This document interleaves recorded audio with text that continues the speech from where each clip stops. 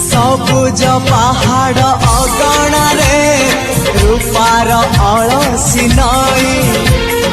कुळु कुळु हेई बहुथिला एणे तेणे चाही चाही